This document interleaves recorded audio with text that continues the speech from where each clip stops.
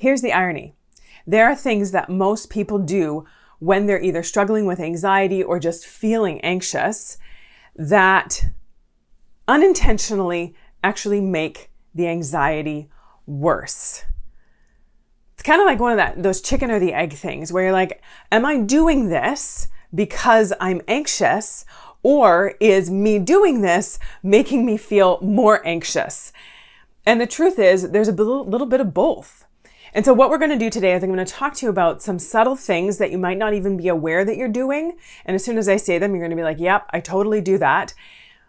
And then you're going to see how it's making you more anxious, but then also how when you're feeling anxious, you are much more likely to do these things. So we're going to get in there. We're going to bring some awareness to what some of these things are so that we can start working on changing them and just being intentional about working on them. I think that this talk today is going to give you some insights that are going to be really helpful. If you're new here, welcome to our incredible little corner on the internet. Take a second and introduce yourself in the comment section below. If you're back, say hello. Love being able to connect with all of you and love you all being able to connect with one another here in our amazing little community.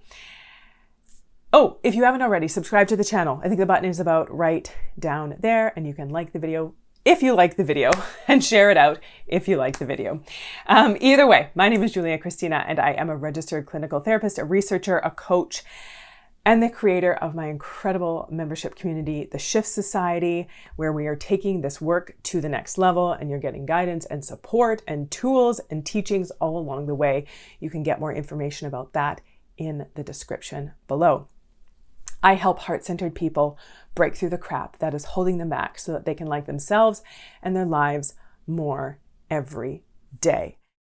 And if you've ever struggled with anxiety, or maybe if you're feeling anxious right now, you know that it can be one of those things that does hold you back. Now, we're not going to talk today about the root causes of anxiety. There are a lot of them, so we're not going to go into that today. What I want to talk more about is how anxiety shows up in your everyday life by things that you're not even necessarily intentionally doing, but how continuing to do those things is making the anxiety worse without you even being aware of it. And so we bring our awareness to it so that we can start working on it so that as we do these things less, the anxiety goes down and we are less likely to do these things because our anxiety has gone down. Make sense? Okay, so let's get started and talk about what they are. The first thing that we do when we're feeling anxious that actually makes us feel even more anxious is getting stuck in indecision. I've talked about this before, about how indecision is one of those things that we can get ourselves trapped in when we think that there is a right or best decision and we need to make the right or best decision, or all is lost, or something terrible is going to happen, or we're going to feel terrible about ourselves if we make the quote unquote wrong decision. And how insisting that we always make the right decision puts all of this pressure on us, which then makes us feel more anxious. But when we're feeling anxious, we think that we need to make the right decision because we don't want to deal with any kind of undesirable consequence or an outcome that we don't like. We don't want to deal with that. And so we make ourselves anxious trying to make the right decision. So, learning how to not put so much stock into our decisions, not put so much on the line with our decisions, not think that if we make a decision and it doesn't turn out how we are wanting it to or expecting it to, that we won't be able to handle the outcome, or even that we are going to think we are terrible, awful people for not knowing how something was going to turn out and then blaming ourselves for it not going the way that we wanted it to. Do you see how much stock we put on our decisions? Instead of just taking a step back and be able to say, you know what, I'm going to do the best that I can with what I've got. And no matter what happens, I'm going to commit to being good to myself. And I'm going to commit to trusting that I'm going to be able to cope with the outcome. The next thing that subtly increases anxiety that we do when we're feeling anxious is having really high expectations. This is a tough one because the higher our expectations, the more likely they are to not be met.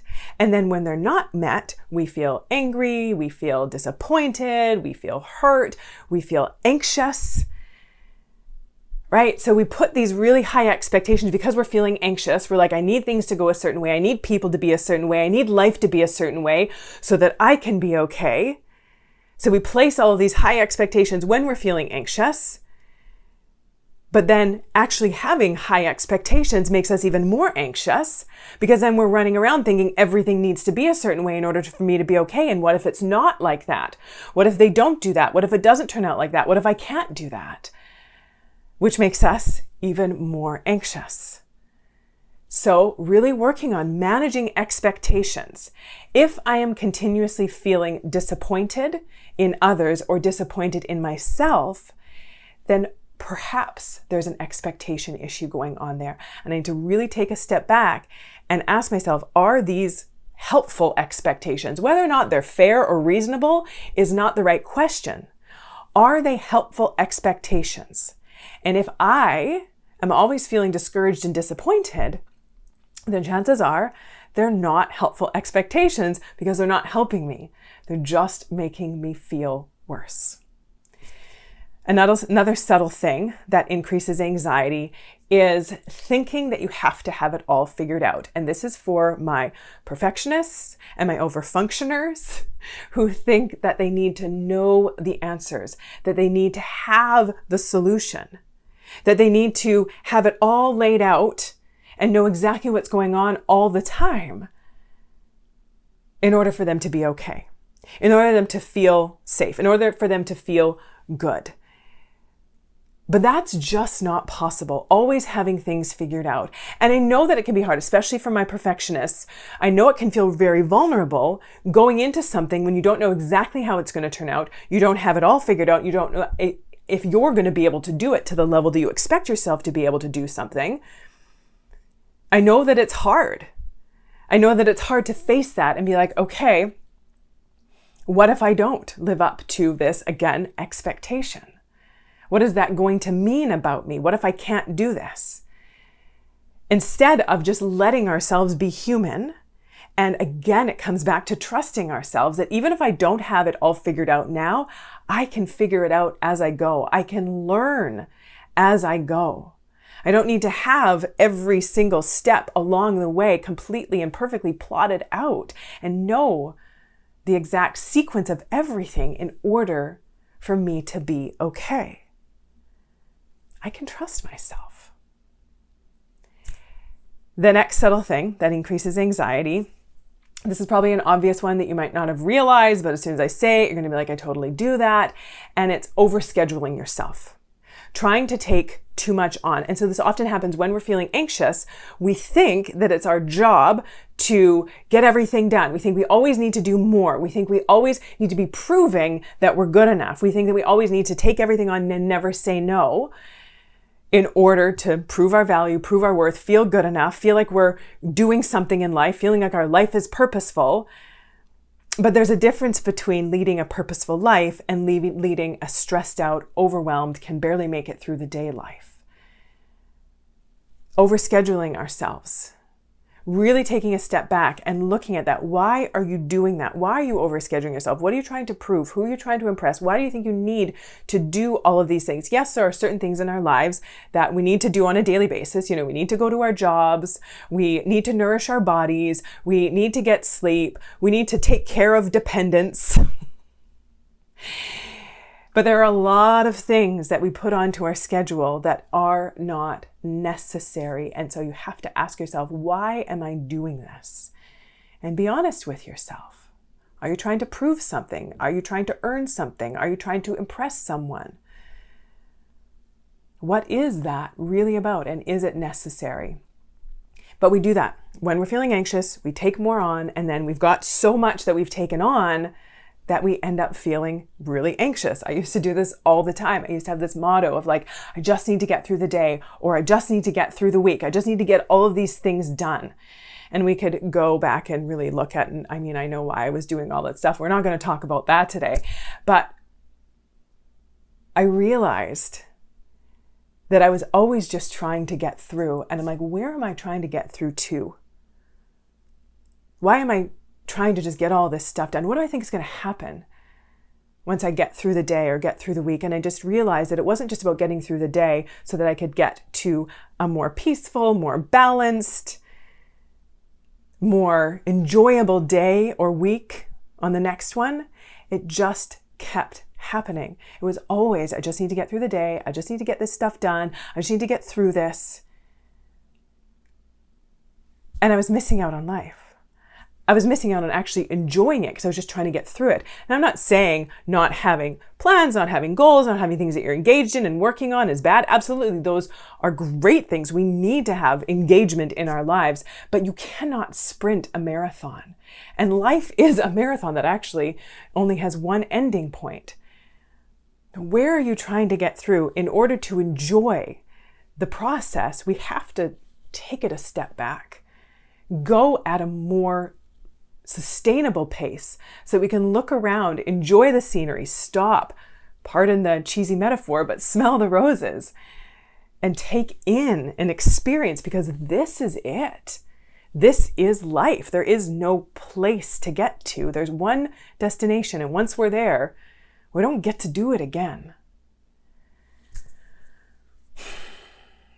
So really looking at, if I am always just trying to get through the day, get through the week, is that how I want to be living my life? And could there be an alternative? The next thing that we do when we're anxious that makes us feel more anxious is overthinking. And you know this song because it is the person who struggles with anxiety, it is their theme song about wanting to overthink everything. And again, that's about trying to figure out what's going to happen and how's it going to happen and when's it going to happen, or what were those people thinking and why were they thinking that, or what should I do and when should I do it, right? It's always trying to avoid vulnerability. Overthinking is just about trying to avoid vulnerability, trying to avoid being in a situation where we don't know how we're going to handle it. We don't know what it's going to be. And so what is the antidote to that? Learning how to trust yourself. Learning how to trust that you can handle what happens. You can even handle challenging things. You have so far. I bet right now, if you sit down and ask yourself, if you've ever been through something hard in your life and gotten through it, I'm going to bet that 100% of people would say yes.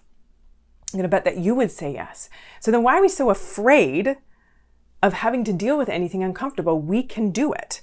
And, we can probably do it in ways that are easier, because a lot of what we fear going through when we're, going through something difficult is how we're going to treat ourselves, what we're going to make it mean, how we're going to beat ourselves up about it, how we're going to blame ourselves, how we're going to make it, question ourselves, our value and our worth and all of that stuff. We're going to create all this mental drama around it. So we can actually learn how to better cope with things not going the way that we want them to by simply learning how to be kinder to ourselves. And that comes as we build trust with ourselves. I do have a guide that's going to help you build trust with yourself if that's something that you do struggle with.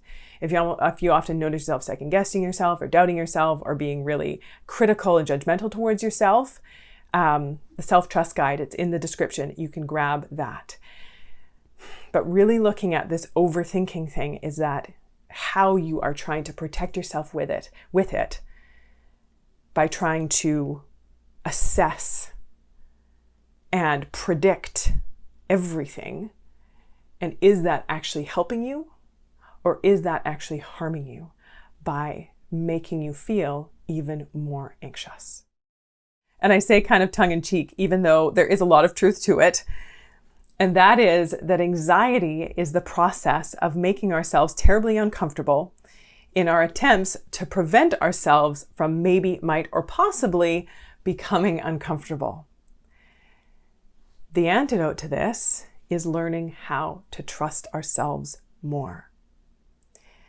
The next thing that we do when we're anxious and also that increases our anxiety is overcommitting.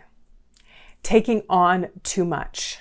Similar to this overfunctioning, similar to the overscheduling, is the overcommitting. And this one is rooted in boundaries. not having boundaries, taking too much on, overscheduling, overcommitting, overdoing it, and then getting really anxious because again, we've got so much that we need to do and then are feeling like, again, I just need to get through it. So if you are someone who finds yourself overcommitting to things and you're like, I've got so much on my calendar, I've got so many things that I said I would do, I've taken on so much, and I feel like I'm being crushed under it, you're going to be feeling really anxious. But again, we overcommit because we think that we have to do more in order to prove our worth, to prove our value, to prove that we're good enough, because we're trying to control how other people think about us. We want people to think that we're good people, that we're generous people, that we're kind people. So, it's coming from a good place. Like, I want to do good things for people. I want to be there for people. But it gets kind of distorted when we have this push where we're like, I have to do it because I have to get people to think that I'm a good person. I can't stand it if people would ever think that I'm not doing everything or that I'm not taking everything on, or that I, heaven forbid it, would be taking time for myself sometimes, saying no to things. I can't handle what people would think about me if I said no and had some boundaries. And so we overcommit and get really anxious. So if you are someone who overcommits, I want to invite you to take a step back and ask yourself, why am I overcommitting? Why am I taking all this on? Why do I think I have to do all of this stuff? And the question is, do I? Is it good for me? Is it healthy? Chances are, if I'm feeling terrible and I'm feeling anxious and I'm feeling totally run down all the time because I've overcommitted myself, chances are the answer is no. So learning how to have boundaries for yourself. If that is something you struggle with, I do have a guide. It's 25 ways to say no. That one is free. You can grab it. It's in the description below. If boundaries is something that you struggle with, that's a great place to get started. The next thing that we do when we're anxious that also increases anxiety is trying to keep up with everyone else. It's hard. I mean, it's always been this way. It's always been that, keeping up with the Joneses, looking around at what other people have and what other people are doing and assuming that we need to be doing it too and having it too. It's big in capitalistic cultures where we are, always trying to get more and acquire more and do more because other people are doing it. And we think that that's the gold standard. That's the best way to live. But I have to ask, is it really if I'm feeling terrible a lot of the time because I'm never satisfied with where I'm at and what I've got and who I am? Even more so in this day and age with social media, where these curated versions of people's lives are plastered everywhere. And so we are trying to keep up instead of just keeping our eyes on our own journey, on our own lives, what we've got. And sometimes it's really hard, right? Because it's always there, commercialism and like all this stuff. And I'm not saying that having things and wanting things is bad. I'm saying when we are feeling bad about ourselves, when we don't have those things, that's where it's bad. When we're feeling anxious because we're trying to keep up, because we think that someone else has this magic solution. If I just have this or acquire this or achieve this, then my life will be complete and I'll be happy. That's just not the way that it works, and it's not going to happen, and it's going to lead to just so much anger and frustration and depression and anxiety. So keeping our eyes on our own journey, what makes sense for me? How am I growing? How am I learning? How am I moving forward? Compared to what I want and what's important to me, not compared to anyone else, and not about trying to keep up with anyone else because their life is not mine. The next thing. This one's going to be obvious as soon as I say it. And you're going to be like, yep, I do that. And so if this is a big problem, which it is for a lot of us, human beings,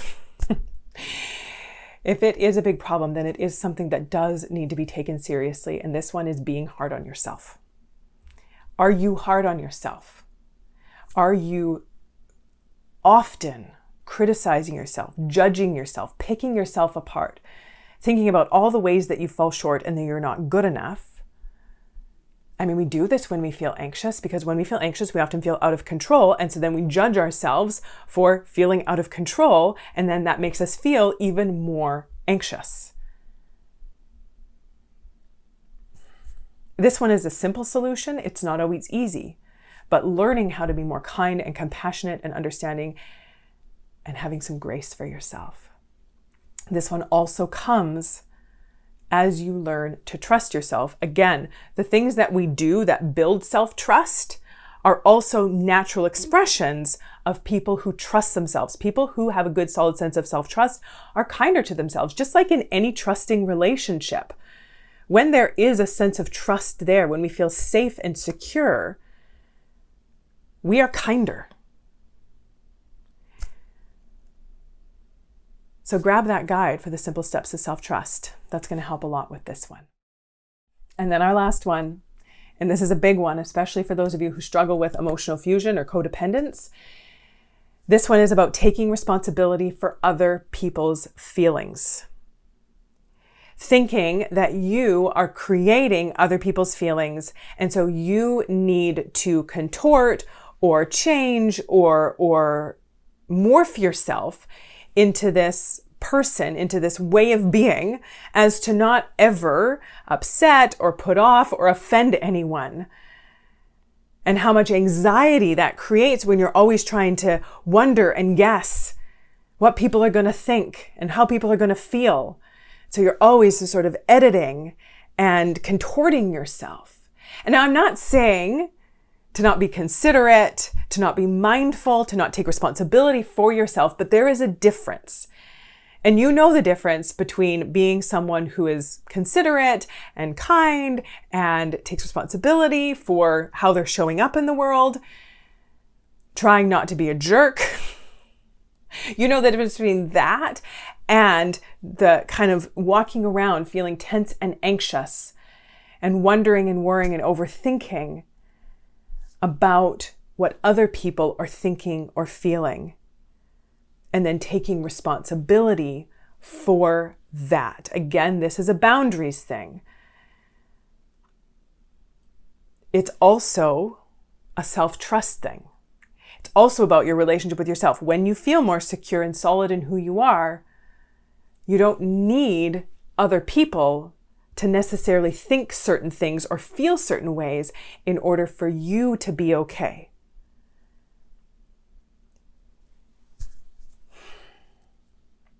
Anxiety can be a tricky one.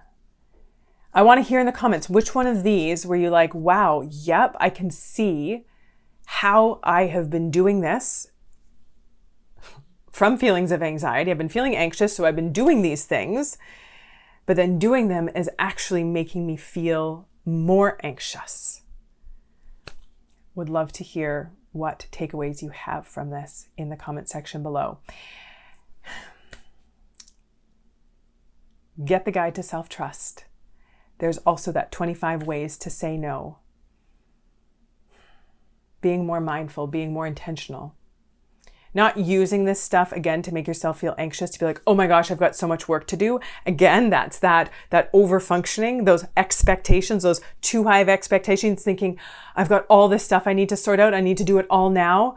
And I'm such a mess, and what's wrong with me, right? Then that making me feel even more anxious, instead of just being like, okay, I'm going to take one thing from this talk today, and I'm going to be intentional about that, and I'm going to start working on that today. One thing. That's it. Not everything, not all of it at once. One thing. And I'm going to let that be good enough. If you found this helpful, then please do share it out. Like the video, does just with the algorithm stuff, it helps it get in front of more people so that other people can access these teachings. Yeah, I'd love to hear from you in the comment section below. And until next time, take good care.